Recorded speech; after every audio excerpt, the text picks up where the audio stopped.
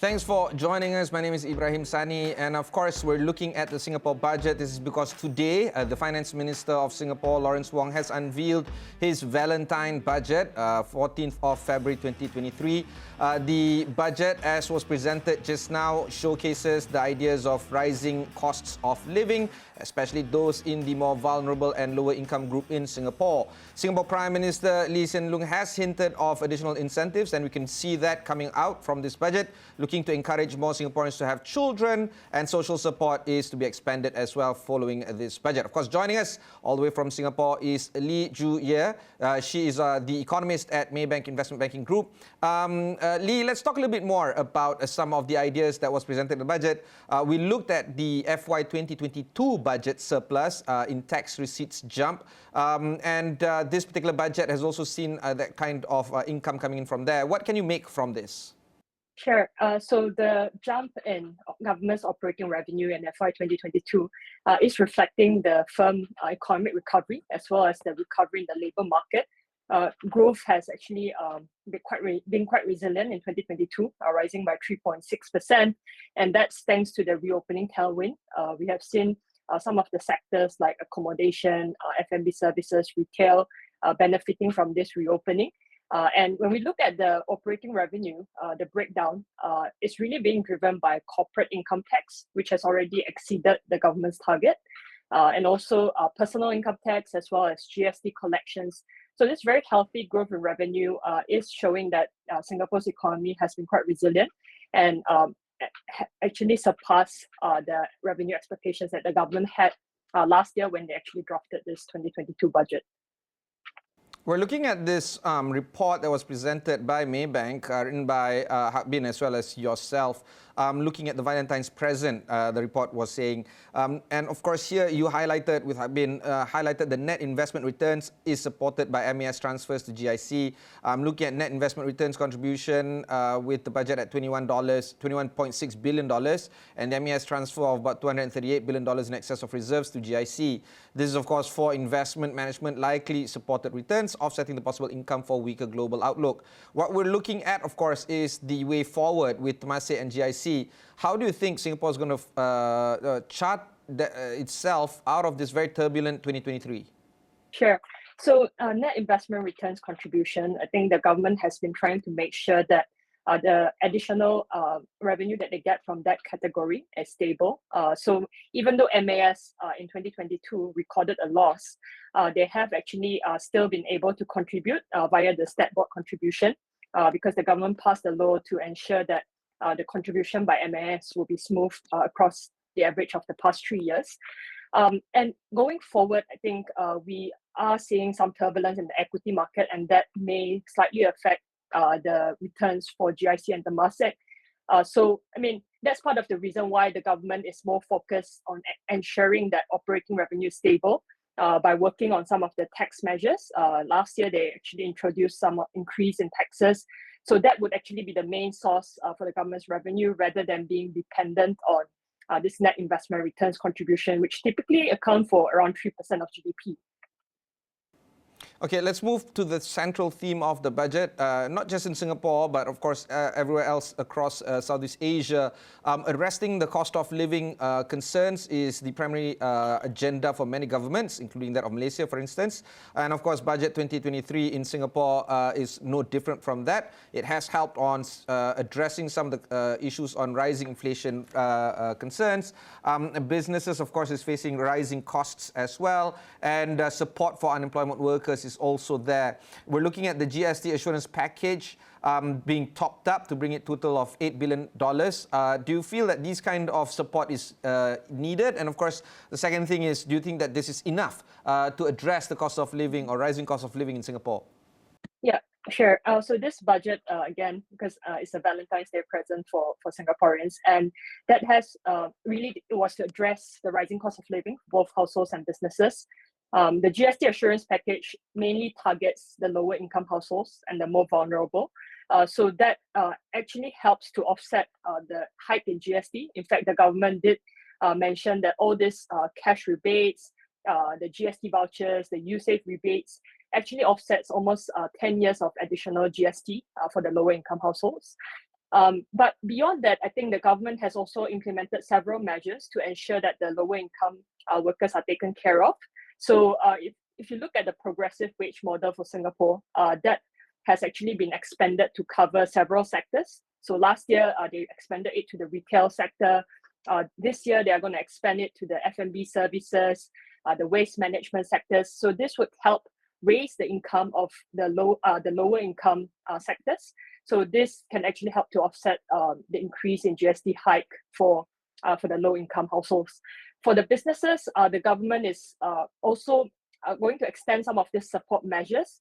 So similar to what we have seen last year, given the rising costs both for labor, utilities and rents, I think the government is going to help businesses, especially the SMEs, to help offset, to help support some of their cash flow needs. So we could see some measures like recovery grants for SMEs, temporary bridging loans, as well as a trade loan scheme for businesses to operate in 2023. Okay, we'll go for one short break. When we come back, we'll discuss a little bit more with Lee Ju Ye of Singapore Maybank.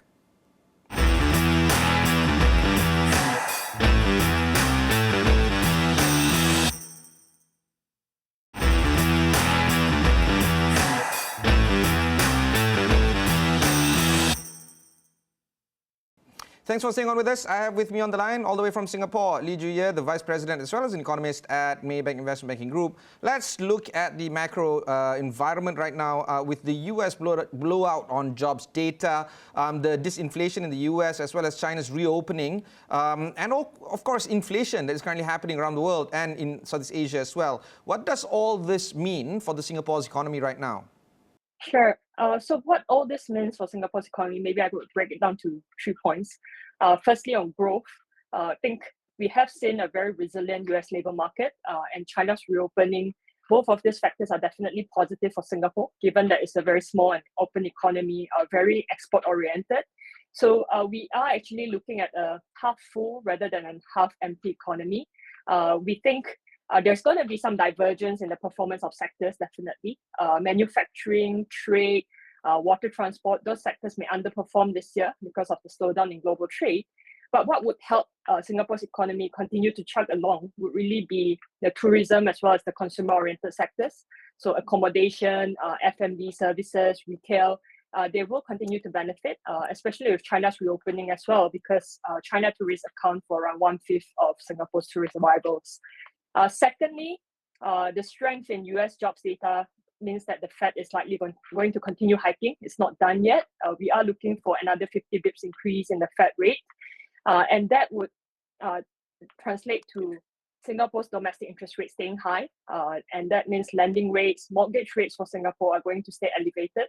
So that could actually continue to dampen the property market. We have seen property transactions kind of fall off in 2022 because of both the cooling measures as well as the high interest rates. Thirdly, it's really the inflation channel.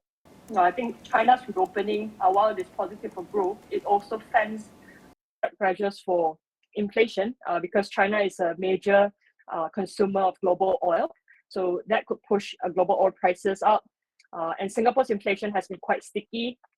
It's still well above MAS, the range that MAS is comfortable at. So we do think that inflation will stay high at around 6% for this year. And hence, MAS would have to tighten one more time in this upcoming meeting in April. All right, well, we need to ask you a little bit more about the statement that you made just now regarding the US Fed hike. Surely we are at the end of the rate hike cycle, not just in the US, but around the world as well. Do you feel that the aggressive positioning of central banks is actually easing up? Or do you think that the further tightening of these central banks are still ongoing, considering that we're still having to battle a few issues, including that of inflation? Yeah, I still think that the Fed is not done yet. Definitely, it's going to tighten at a much slower pace than what we saw in 2022 because it has kind of reverted. It is expected to revert back to just 25 bips for the upcoming meetings. So compared to the aggressive pace that we saw in 2022, this is going to be a slower hike. But I think some of the major central banks like ECB as well as BOE are not done yet with the tightening cycles. While inflation has peaked and are easing in those countries, it still remains way high compared to their pre-pandemic levels, and that's because food inflation is still elevated for some of the countries because of the global bottlenecks. And also services inflation in these countries are also very high because of the tight labor markets that we're seeing in this economy. So I think the latest job data from the US kind of confirms the fact that the Fed is not done hiking yet. So we do see a few more hikes to follow following the meeting in January. Okay, we'll also need to ask you about the issues surrounding the possible recession that is currently happening or might happen in Singapore. I want to ask you, based on the data that has come out, where is the positioning that you think Maybank is holding right now when it comes to the probability of a recession? How deep or shallow, for that matter, that is going to take place in Singapore? And if so, for how long? Sure. We have actually been highlighting that there are rising risks to recession, but that view has kind of changed following China's reopening. In fact, I think China's reopening is a major boost to a lot of the economies in ASEAN. So we do think that Singapore will likely be able to avoid a technical recession, which means a Q-on-Q decline for 2 consecutive quarters. We don't think that's going to happen this year, and mainly because a lot of these supporting factors from China reopenings, like Singapore's exports to China accounts for around 17% of Singapore's GDP. So that would definitely help to cushion some of the decline that we see in exports to ASEAN or the US and the EU. And hence we are pretty, as I mentioned earlier, it's going to be a half-full economy. We are looking at GDP growth at 1.7% this year. So that's slower than what we saw in the past 2 years, but it's still going to be some growth for Singapore rather than a recession. Also, on top of this, do you feel that this situation is going to have a knock-on effect to other markets around the region? Well, I mean, as I mentioned, China's reopening is actually a positive factor for other markets in this region. I mean, Thailand is the clear beneficiary of China's reopening. But countries like Indonesia and Malaysia will also see some benefits because they are commodity exporters, and China's reopening will actually help to raise demand for the commodities that are essential for some of these industrial activities. Oil, natural gas, coal, this will be positive for Indonesia and Malaysia. So overall, I think the countries in this region will be able to avoid a recession this year. But of course, given that the reopening story has actually been fading, and it's the tailwind has been fading in the past couple of months, so we will see growth pace slowing in this region for 2023. Okay, back to Singapore. We saw the government raising the GST now, considering that inflation is sticky and cost of living is rising. Why the idea of raising GST now in this Valentine's Day budget? Yeah, so I mean, the idea of raising GST has actually been repeated several times since 2018. Back then, Finance Minister Heng Swee Keat has been emphasizing that the reason that the government needs to raise GST is really because in the medium to long term, the government's expenditure is going to rise. Singapore is a rapidly aging population compared to the other countries in the region. So healthcare spending is definitely going to be increasing. And just to support this with some numbers, government spending is now around 18% of GDP. The government thinks that by 2030, it would be above 20% of GDP. And the current revenue of around 18% of GDP is not going to be able to cover that gap. So the government really needs to implement some of the tax hike measures in order to cover this gap in the medium and longer term. So that's really the justification for the government to raise GST hike even in this inflationary environment. But having said that, I also want to emphasize again that the government had also continued to support lower income households. So I mean, despite the rate hike in this inflationary environment, the low wage households will be well taken care of because of all these GST cash payouts as well as rebates. And on top of this, the statement that was given earlier, we saw a lot of social safety nets as well and other incentives. Is this going to be the way forward from now on for the Singapore government to increase social nets even further and to provide more incentives to address that whole idea of aging society? Yeah, so this more permanent safety nets, I think the government would be launching this year in order to provide some support to workers who may lose their jobs because of the slowing economy. In fact, during the pandemic, there was a cash support of around $700 per month for 3 months for those retrenched workers. The government could actually bring that back, but the government has emphasized that it's not going to be an unemployment benefit, but it's really more of a retraining benefit. So while they are unemployed, the government is going to support them to retrain and learn new skills in order for them to be able to find jobs. And that means that they would expand some of the schemes for training and upskilling. The government is going to provide subsidies for companies, and they could actually consider expanding some of the schemes to a wider range of technical courses. So the skills that the unemployed people pick up during the unemployed period would actually be useful for jobs which the government actually needs workers for. So yeah, I think going forward, the fact that the government is, I think the norm would actually be that the government is going to continue providing the subsidies or support packages for workers to retrain themselves for the new economy. Okay, one more short break before we continue on our conversation with Lee Ju-ye of Maybank.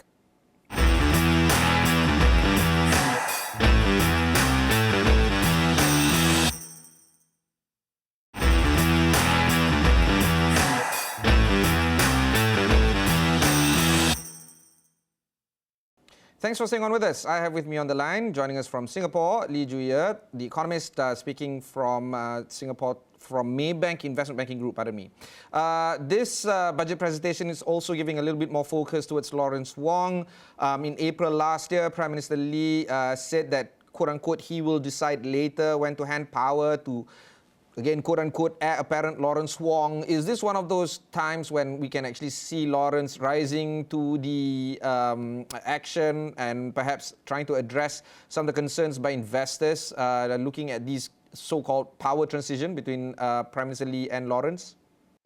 Yeah, I think it has been kind of well publicized that Lawrence Wong would be the next leader of the country. And I think the fact that he was given additional responsibilities after the COVID period to become finance minister and be in charge of the budgets.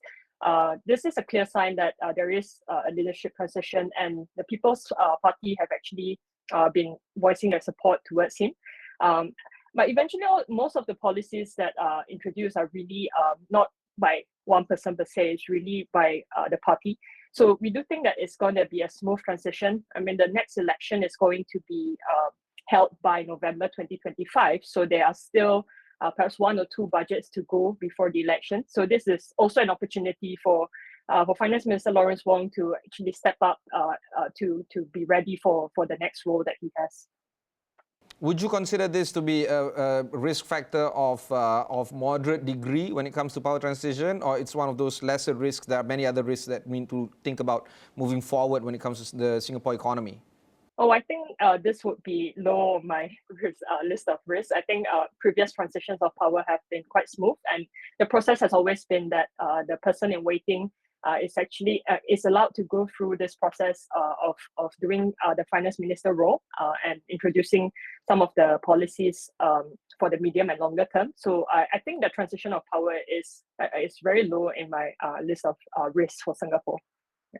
Okay, let's talk about other risks as well. We've touched on the issue of the US economy and, of course, the regional requirements here and China reopening.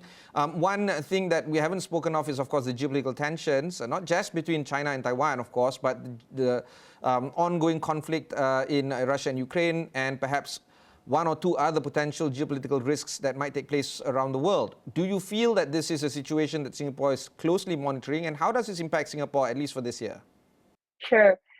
So geopolitical risks are definitely a key factor that Singapore is watching out for. As I mentioned, given that it's a very small and open economy, so US-China tensions, China-Taiwan tensions definitely impose a downside risk. But having said that, I think that not just Singapore, but overall ASEAN could actually see some opportunities in the geopolitical tensions as well. I mean, back during the US-China trade war, we saw the China plus one story playing out because a lot of multinationals were actually are relocating their production plants from China into ASEAN. So countries that benefited greatly back then were Vietnam, Malaysia, as well as Thailand and Indonesia to some extent. Singapore has also seen quite a big opportunity because while Singapore is a high cost manufacturing area, we have actually seen fixed asset investments climb to a record high in 2022. The US-China tensions on the semiconductor front has actually resulted in some of the big US chip producers like Micron actually expanding their presence here in Singapore. So that has been a benefit for Singapore. And of course, the tensions in China and Hong Kong have actually allowed Singapore to see a lot of China capital inflows from China. So in a way, this has kind of benefited Singapore. Of course, we are not immune from any downside risks if the geopolitical tensions go out of hand. So definitely this is a key factor worth watching out for. But at the same time, I do want to highlight that there are opportunities that Singapore as well as ASEAN can get from these geopolitical tensions as well. Okay, and of course, my final question to you is 2023 going to be a good year for Singapore? Well, I'm in for 2023. We have seen better performance back in 2021 and 2022 when the economy was actually recovering from COVID, and we have seen a rebound in a lot of the activities. So 2023 is going to be a pretty slower year. So global growth is going to slow, and ultimately Singapore can't be immune to a global growth slowdown. So we would see some of the sectors underperform, like I mentioned, external-oriented sectors like manufacturing, finance, as well as trade. But at the same time, I do see some bright spots as well, because some of the sectors in the economy will continue to perform well. I think the tourism, air transport, F&B services will actually benefit from the continued recovery in tourism. And domestic sectors like retail trade is also going to stay resilient because the labor market has improved quite significantly and wages are rising. So that will actually help to offset high costs in Singapore. So in a way, I am still cautiously optimistic about Singapore's outlook in 2023. All right, very good. General comments on some of the economies in Southeast Asia as well, perhaps on Malaysia. Do you feel that kind of optimism as well, or is there more reserved kind of outlook when it comes to other economies surrounding Singapore?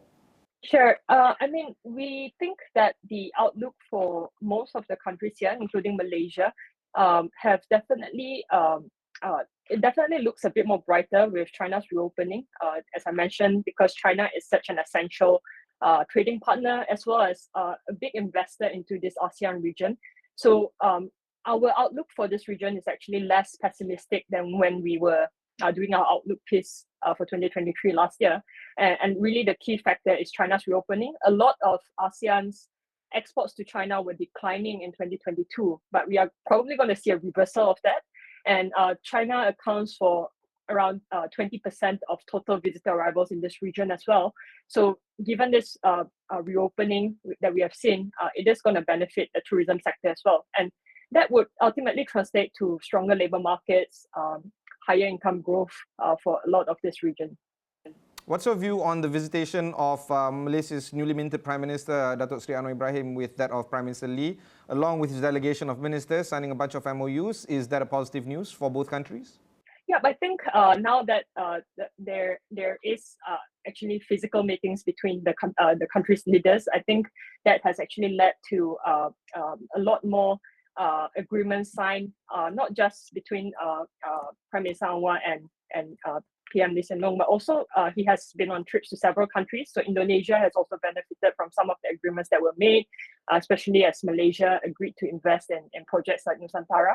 So I think a regional cooperation would actually see a bit of progress after 3 years of COVID lockdowns and no visiting between the country's leaders. I think this year is going to be a step forward in terms of the negotiation and agreements and regional cooperation between the countries in the region.